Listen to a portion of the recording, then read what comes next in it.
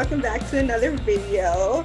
And today we are talking about Falcon and the Winter Soldier, and this is going to be our final, probably going to be our final Falcon and Winter Soldier video, where we just gonna recap our thoughts of the whole show since we both have finished the show at this point.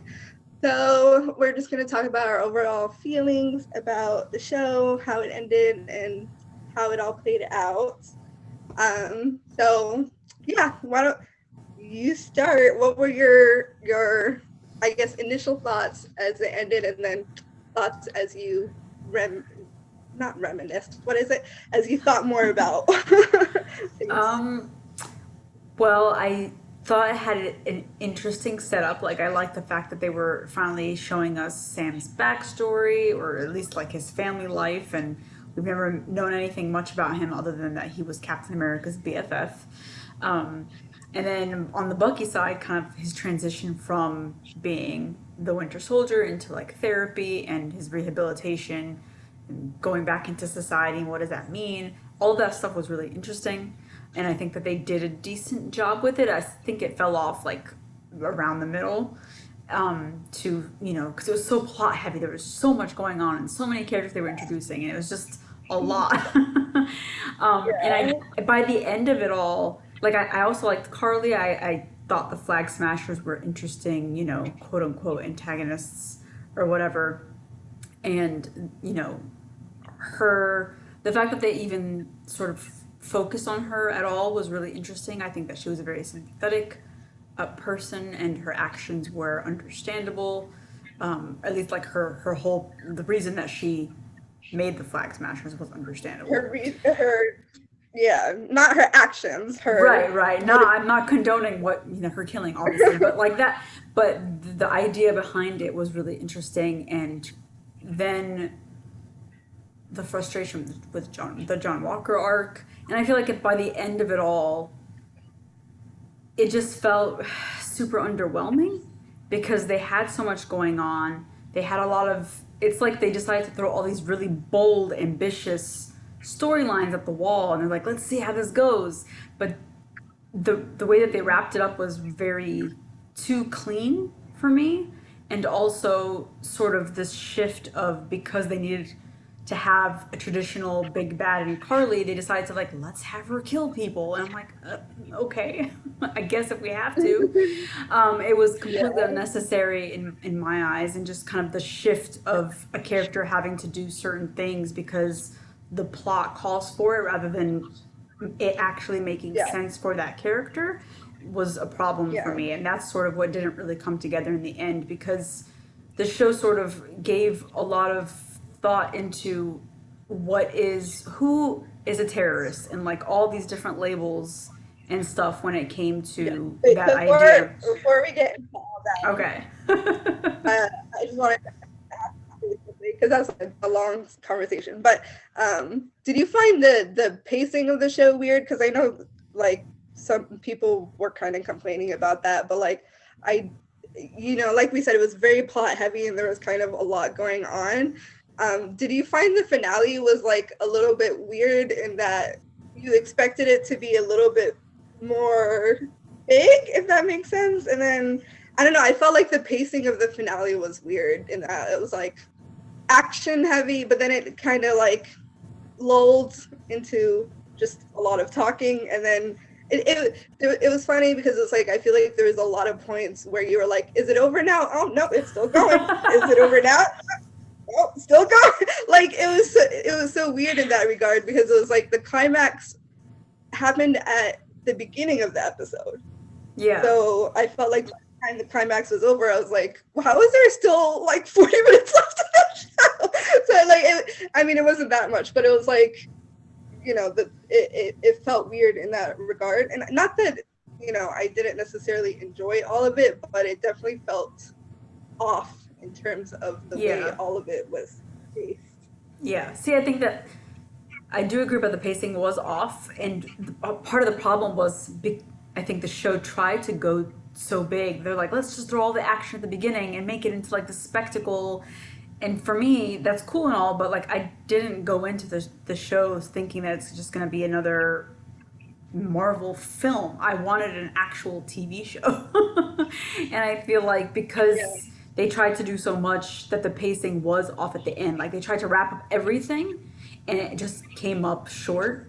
And I think it definitely could have used another episode to sort of yeah, develop all of those specific character arcs and even wrap up like Isaiah's storyline and stuff before they actually got to the yeah. grand finale of, you want some action and fighting and stuff like that. The big That fight, would have yeah. made more So that they sense. could actually, so they could actually balance the action and the emotional depth of the show, which they were Exactly. not doing a very They good did job of not do. that. Yeah, they did not do. So that was it threw me off a lot and I feel like the action sequences like I was watching it while I was working too so I'm like okay this is like action that's cool and everything but that's not really what I came here for so I ended up like sort of Yeah, not paying as much attention to that portion of it because it was just there was a lot going on and I feel like with the political aspect of the show it was just mishandled in my yeah. opinion so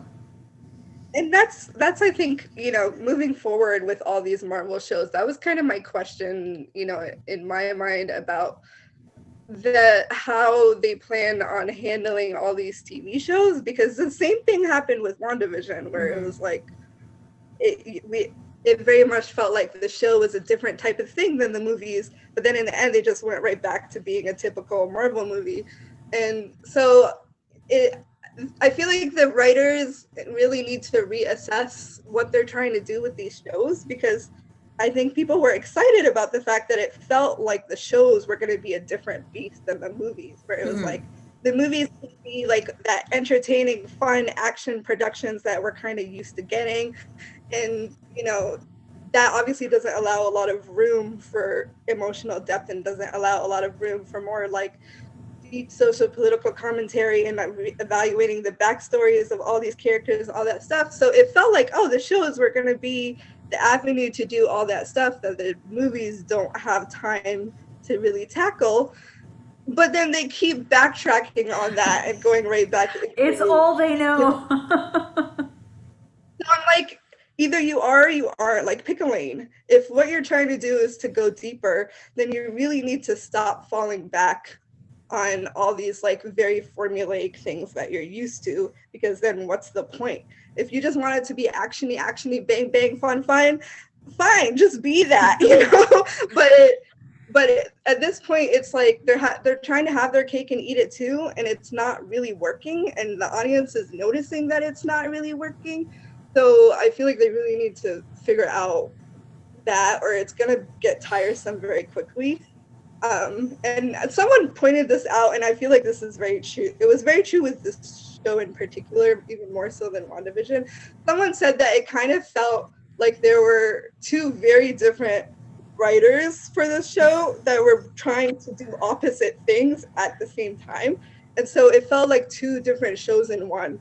And I think that's a very accurate way of putting it, because the amount of flip-flopping that was happening in terms of like the narrative and in terms of the pacing and in terms of the messaging, it was so all over the place that you really didn't know what the show was actually trying to do or say half the time. So they really need to figure all that out, because it's starting to get really irritating. But to go into what you were starting to go into, so like the messaging of this show, obviously there's a lot of different layers to the messaging happening in this show, but something that was very evident to me from reading a lot of the comments, which honestly, reading the commentary on the show was like almost as entertaining as just watching the show, because if you read the comments, it kind of showcases how it felt like two very different shows, because people were seeing the same things and coming to two very different conclusions about everything to the point where it is funny, but it was also like that kind of shows you how bad the writing is, that the audience is all over the place with their interpretations of things, because it means that they were like riding the fence pretty hard in terms of not really having a firm what is the word, like not being firm in what they're trying to say any which way. Mm-hmm. And so it's like really anybody could take away from it whatever the heck they want to take away from it, because they didn't really establish what the messaging was really supposed to be. So characters who were supposed to be anti-heroes and anti-villains, etc.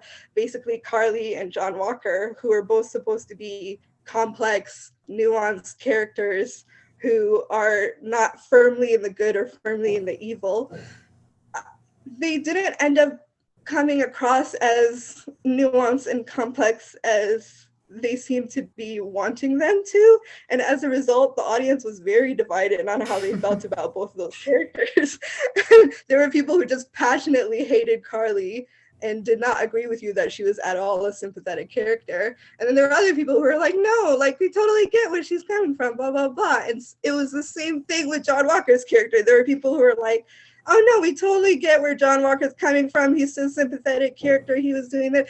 And then there were other people who just vehemently, passionately hated him. So it was so all over the place. And I think that's a testament to the fact that the writing was not good enough, that the characters were not very well fleshed out. Mm-hmm. And like you said, it didn't make sense. Like they would have one moment where they're just acting like a normal sympathetic human, and then another moment where they're like acting like pure evil, and you're like, what? Like there's no nuance to it. So sorry, because I cut you off. What was your take on Carly that you were saying? Well, I was saying that, she started off as being this character, maybe some people don't agree with me, but she was a sympathetic character in the sense that we understood where she was coming from, because it was interesting to see sort of where the world was now 6 months post Endgame. Like, what does happen when half the population just comes back abruptly, and people who are getting used to living their lives thinking that those people were gone permanently. So it's very jarring, and I'm sure the world went to complete crap afterwards. So it was really interesting to see, like, several months later, what was happening with everyone, and her plight specifically, and all of the people with her.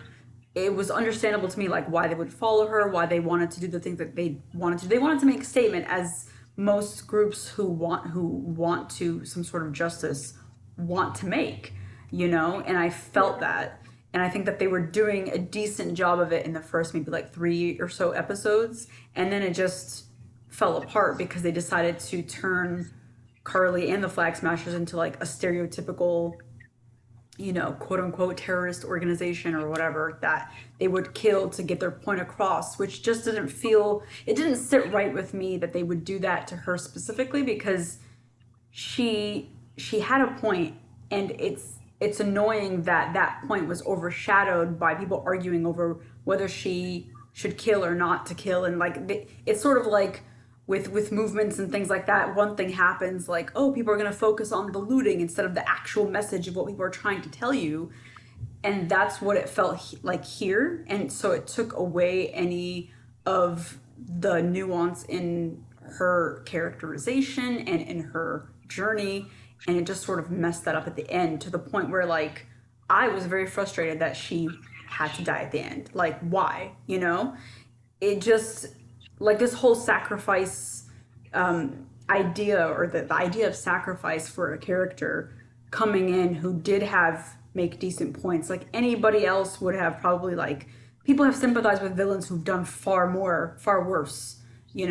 So the fact that she's seen as a terrorist who's going to, like, put harm to people, like, by definition of terrorism, the government around the world were pretty much doing the same thing, like, to push their agendas as well, right? So, like, labeling her that, and then just wrapping up her storyline in Sam's speech, which was very good, but also, like, could have used a lot more development on that end. And so that was very frustrating.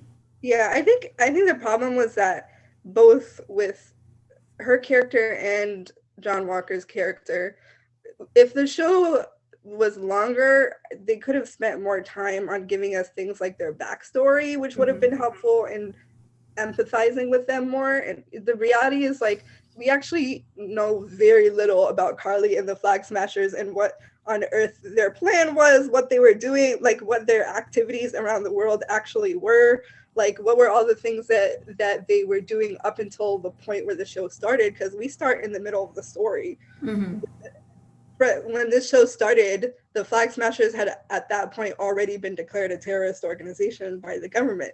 We don't know anything that they were doing that made them become declared that, because we weren't given any of their backstory. Yeah, So and we saw that they started killing like in the middle of this show. So like, yeah, what were they exactly. doing before? You're Yeah, right. so it's like, or at least that's what it was implied, right? It was implied Right. that bombing was the first time they ever actually killed anyone, and people felt uncomfortable. Her followers, felt a little uncomfortable with them resorting to those methods, and so they kind of showed. It seemed like they were showing Carly escalating in her tactics, but it was like, if she had just started escalating in her tactics, what has this organization been doing for like the past, I don't know how many months, and why was the government hunting them down like dogs and calling them a terrorist organization if they haven't actually done anything? And I think, if we knew more about that narrative, then maybe we would know, is this a case of like, were they actually doing shady things around the world? Or was this a case of the government being biased against a certain group of people for motivations that we don't know? Because again, we weren't given any real details. So it's hard to like know what side to fall on when you're not really given that much information. And that's why people kind of were able to insert whatever their own biases and prejudices were. There was a lot of people just inserting that into the narrative because there were so many holes in the narrative that it's easy to kind of do that. And I think, the whole organization was just not fleshed out in a way where we really understood what on earth was going on with them. I think the whole terrorist thing is like, I wanted to point it out because I read people who were like, I don't understand why Sam was saying don't call her a terrorist. And for people who missed that point, point he was trying to make, and the reason that the show was sort of trying to make her into a sympathetic character, not necessarily doing it all that well, but Sam is a Black man in America. He's very conscious of the fact that the government is very biased against certain groups of people and is not always fair in how they label different groups of people. And that is true for Black people, and it's true for a lot of quote unquote terrorist organizations. At the end of the day, the people who are ascribing these labels are the government, essentially. So if you're going to trust the label, you have to trust the organization that it's coming from. And that organization has a history of being biased towards different groups of people and being discriminatory and being racist and starting wars that were And acting completely on interests and, yeah. you know. The government is also an organization that acts on political self-interest, just like this so-called terrorist organization, right? So, and they kill far more people, innocent people, all the time as well. So it's acknowledging the fact that there is bias in that narrative, and so it's not helpful to just ascribe labels without understanding the nuance of where those labels come from. So the point wasn't whether or not her actions were okay. Sam never condoned her actions, and he spent the entire time. Yeah, he tried to stop her.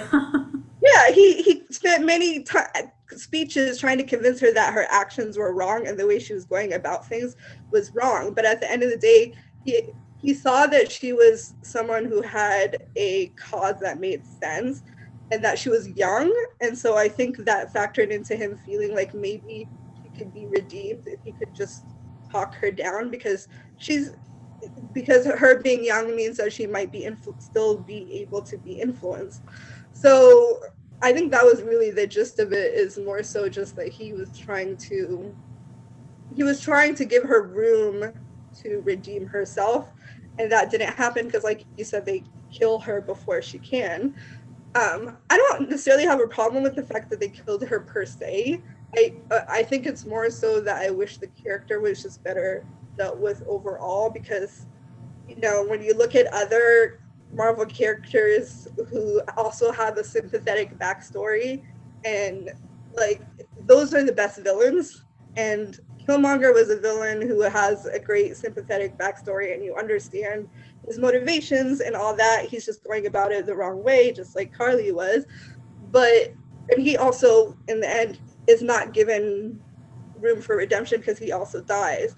But you like in the end, there was still that moment of like understanding between the good guy and the bad guy, where they both agree on the narrative, where they both agree on the purpose, and it made his death feel a little bit more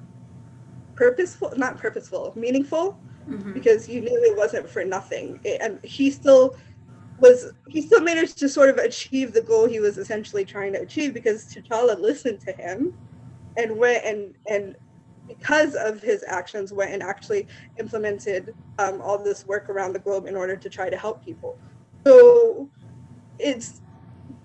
that movie did it beautifully in terms of actually being able to have nuanced characters who are villains and or heroes, anti-heroes, whatever. I don't even like that terminology anymore, because the more I read about the whole anti-hero, anti-villain thing, it seems very shady with how you ascribe those labels. But I think that it seems like Marvel is trying very much to play more into the nuanced heroes and nuanced villains, which is great, but you got to do it well. Otherwise, you just end up sounding like you're contradicting yourself. And I think that's what this show kind of did a lot, which is like, we're going to try to have these nuanced characters and make it seem like everything is not black and white and just good and evil, which is great. Yeah, but see, that's why I didn't like the fact that they did the whole killing thing, because then they would have to acknowledge that Carly's movement had some points, and that the government were the screw ups, and then turning her into killer threw that under the bus. So I feel like with every every step that they take forward in trying to tackle these difficult subjects, that need care and attention and focus and, like you said, nuance, they took like 20 steps back, because I feel like they always, and maybe this is because it's so embedded in the superhero working with like law enforcement and all this other stuff, government agencies and the military and things like that it can only go so far, and then they're like, no, but we don't actually. Yeah, I'm like, wait, what? But that's exactly the problem. Yeah, it's like, it's starting to be like these shows are like that thread that they're pulling, that if they keep pulling, they're just going to unravel the entire world. Because, like you said, the entire Marvel universe is based in so much of that stuff, that the more, if you really start digging deeper into that stuff, the hypocrisy of all of it becomes more and more evidence. And I actually like them shedding light on that. But the problem is, like you said, because they keep backing away from making any real points about that, it just makes the hypocrisy even more stark, because people were rampantly pointing that out in comments, where like, regardless of which character they sympathize with, there was so much whataboutism of like, okay, we're supposed to hate this character, but this other character did something just as bad or worse, and we're supposed to love them. It doesn't make any sense. And the reality is, if they really want to dissect these things, they're going to need to do it in ways that are unfortunately going to be somewhat controversial and are going to be somewhat uncomfortable, because it's perfectly fair and valid to make the argument that characters like Carly and John Walker did things that are actually far less worse than our supposed heroes sometimes. And if you like the problem is, who is driving the narrative, right? So if we're kind of being led to feel certain kind of ways about different characters, where they're like, we want you to feel this way about Carly's character, and we want you to feel this way about John Walker's character, but we want you to feel this way about our heroes, and then we want you to feel this way about Zemo, but those feelings are not in line with the things they're actually doing, then it just becomes this like cognitive dissonance in your mind, because you're like, even I can acknowledge, like, these even the superheroes are do a lot of problematic things sometimes, and if we're going to start having nuanced narratives, then there also would need to be an acknowledgement of the fact that our heroes are also flawed. Like, they're not perfect either. So if you're going to criticize, one character for murdering someone, and have also gone around murdering people, but So it's never been acknowledged as a bad thing, you're that's going freezing to up. become kind of a problem too. So at the end of the day, Yes, yeah. you're freezing up. Whoop, You're like your picture's frozen. hold up. My hold on. Yeah, Sorry I to know. interrupt you mid rant. There you go.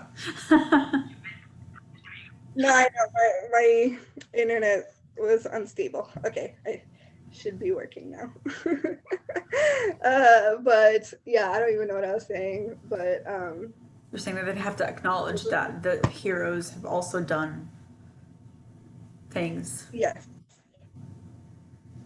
So basically, we're really going to have nuanced narratives, which I think is what people want, and I think is what makes for really good storytelling. Then there needs to be an ability to acknowledge that even the point shouldn't be we want you to feel that these people are semi-evil and these people are semi-good, and it only applies to certain characters, but then we're not going to dissect any of the other characters. What it really should be is all the characters, because they're all human, all have the capacity for good and the capacity for bad, because that's how human nature works.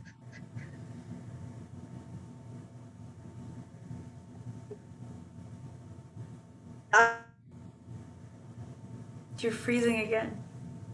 should be the point of the story, not around with who we're supposed to like and who we're not supposed to like.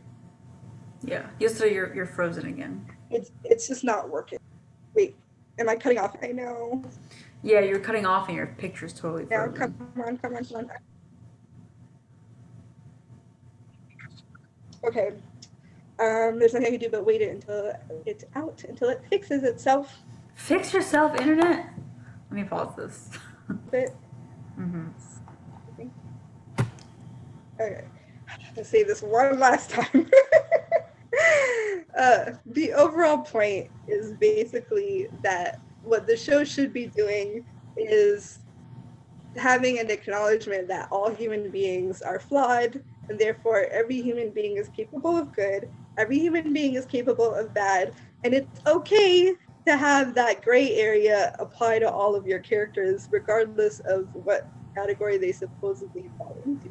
So it's fine. Like, we can have a conversation where we have criticisms of like the main heroes as well. And I think part of the problem people had also with WandaVision was that in the end, they felt like her actions were just excused, when they actually liked that they made her into a nuanced character where you didn't know how you felt about her actions. And you didn't know, like, she clearly did things that if anybody else had done in the Marvel universe, they would have easily been labeled as just like an evil villain.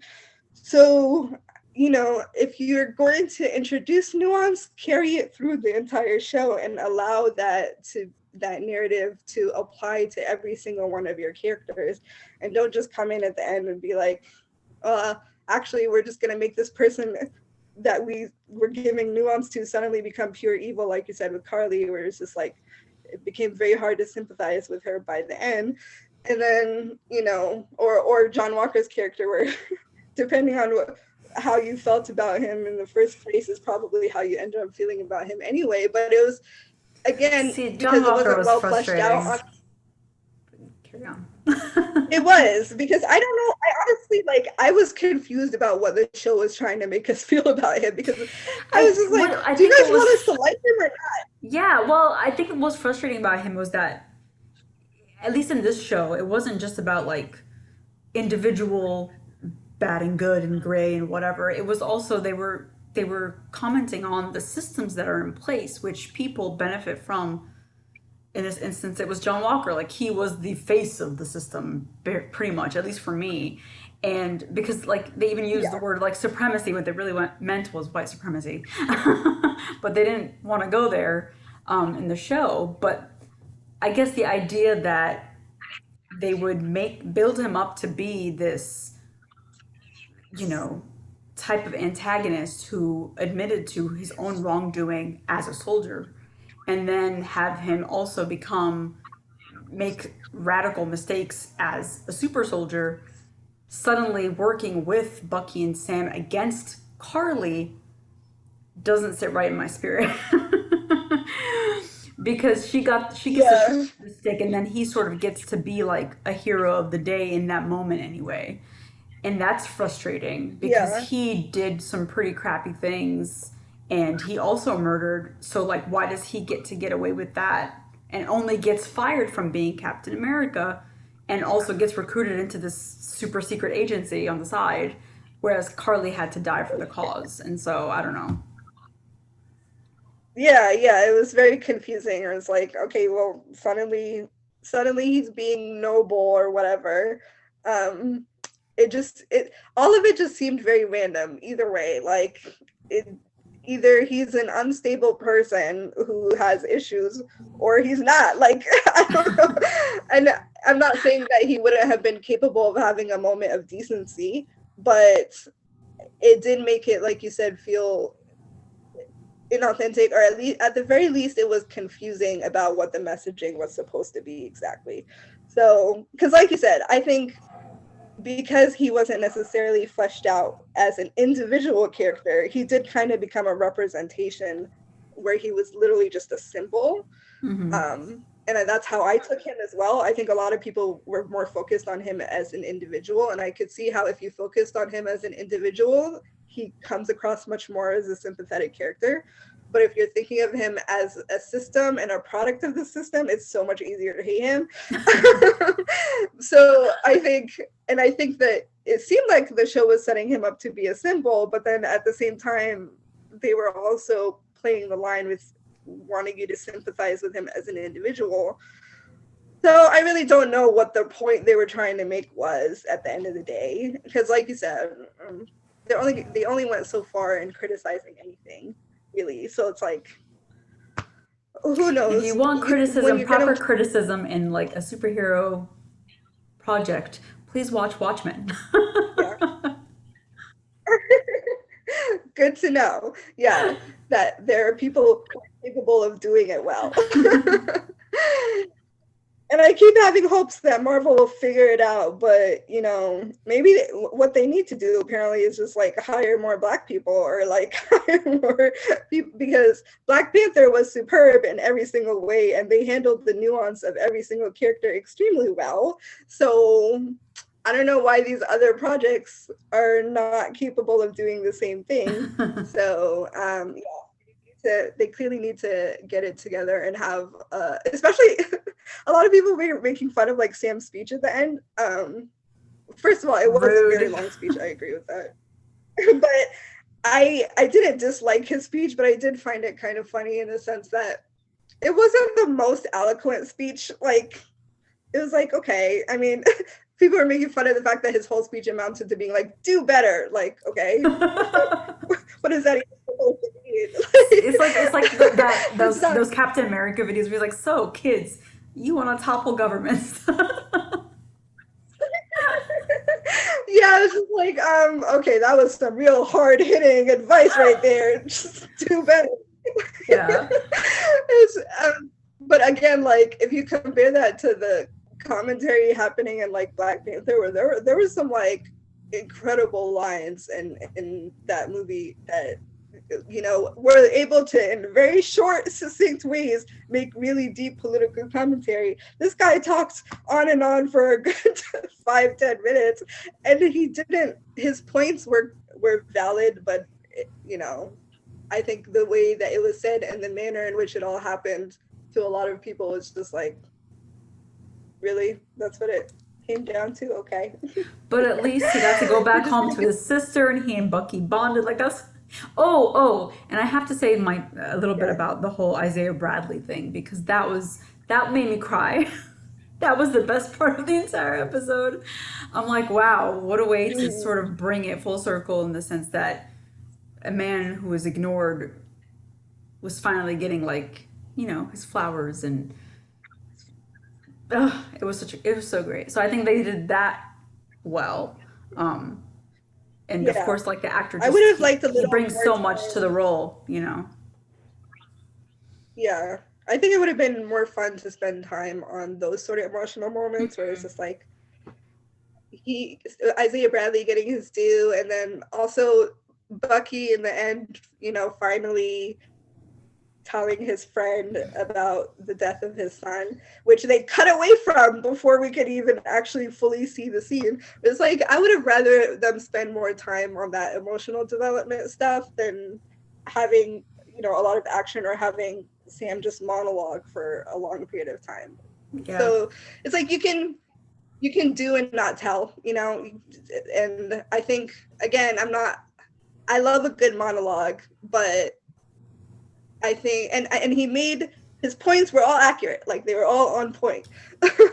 but yeah, I think execution wise, there's better ways that the whole thing could have been done, and maybe that was just the pacing of it. Maybe that speech would have landed better earlier on in the show than kind of throwing it in at the end there. So Yeah. I don't Or at know. least, I mean, a good speech, like you said, he made very accurate points.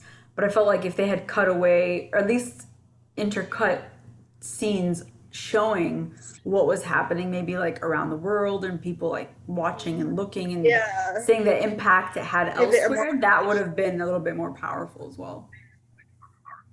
Yeah, 100%. Yeah, that would have given it a little more emotional depth. And I think, also even like Zemo's character, like his little moment at his family's grave, um, was like a sweet moment as well. Like, I think, you know, those sort of like little details were better, or I would have enjoyed more if the pacing wasn't so weird. But yeah, and then we didn't even acknowledge Sharon. That whole Sharon being the power broker thing, which wasn't a shock to people, but honestly, I just think it's so dumb. Like, I don't. At least It everyone was that so I've poorly talked to feels. developed. Yeah, it was hard to buy her as a power broker. Like, there was really just no. It just wasn't Well, and what's believable. I don't know. confusing It to was me just like, too is because I thought, and I'm pretty sure this is correct, that she was one of the people who were snapped by Thanos. So technically, she's been missing. Okay, so say she was like on the run, what, for a year or two, when after Civil War and between Civil War and Infinity War. Sorry, yeah, yeah. those are the titles. Did they actually show her getting snapped? They didn't, but she was one of the pictures during Endgame where they, were showing everyone who had disappeared.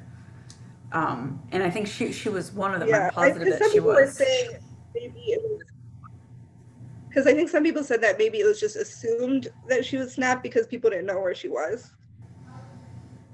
Maybe that's true, but yeah, but still, like the whole heel turn, like oh my god, she's a power broker. Or I was like, this is the most least gasp worthy twist I've seen in some time, and also underwhelming. Yeah,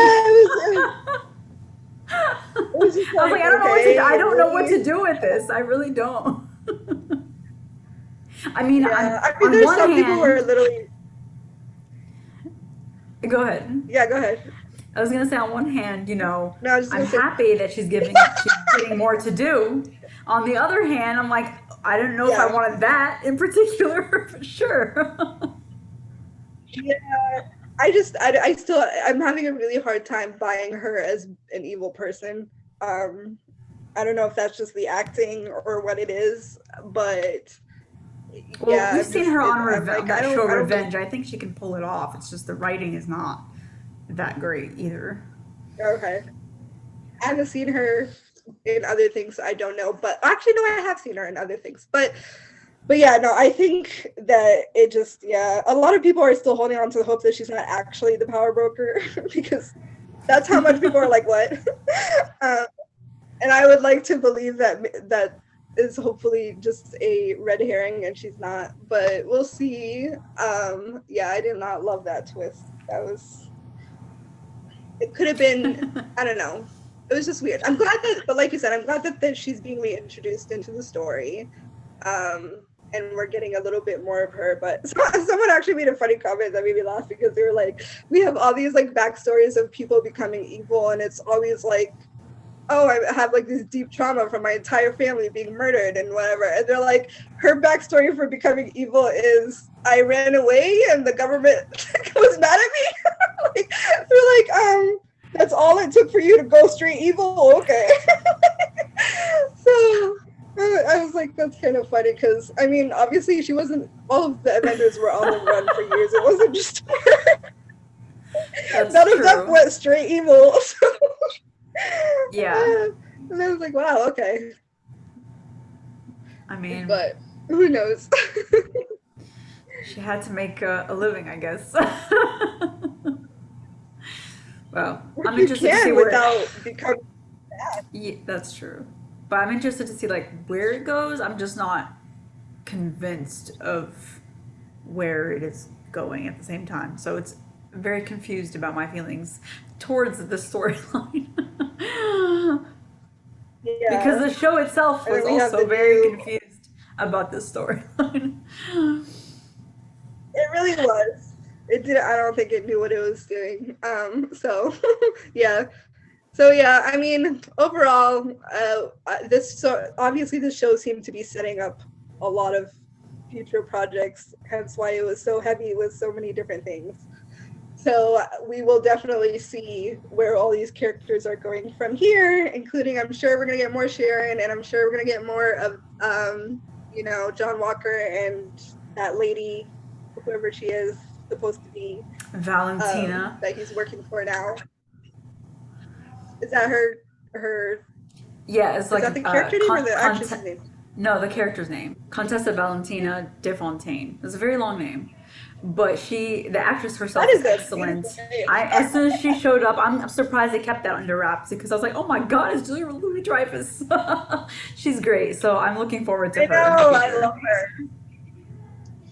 Yeah, she will be fun to watch for sure. And yeah, I'm hoping for more Zemo because I just love that man. He's just entertaining to watch. He's evil, but he's entertaining to watch. So yeah, and I actually missed the connection that he was the one who killed the people at the end because what's it called? The Flag Smashers who were like going away and got blown up or whatever. I didn't notice that the old guy was supposed to be his father. See, these are little details that pass you by when there's 5 million things happening. Yeah, that's true. So I read that online and I was like, oh, okay, that makes more sense why they cut away to him and himself. Like, yeah, I missed that the first time. So I'm like, wait, what? So yeah. Yeah. So he still managed to achieve his goal from jail. He did. And I mean, I guess like that guy is good. Let's do. Yeah, he is. Yeah. It was an underdeveloped series overall that could have spent more time with its characters and its plot and what it was trying to ultimately say, for sure. And for future projects, Marvel, pick a lane. That's my message. Just pick. So we'll see. I think you said Loki is the next project. So, and Loki is already a villain who is a nuanced villain. So we're already starting with that. So we'll see where that goes. And you guys can catch us in another video where we talk more about the Marvel Universe and also other TV shows. So make sure you like, comment, and subscribe, and let us know what other project or what other shows you want us to check out. And we will catch you guys in another video. Bye. Bye.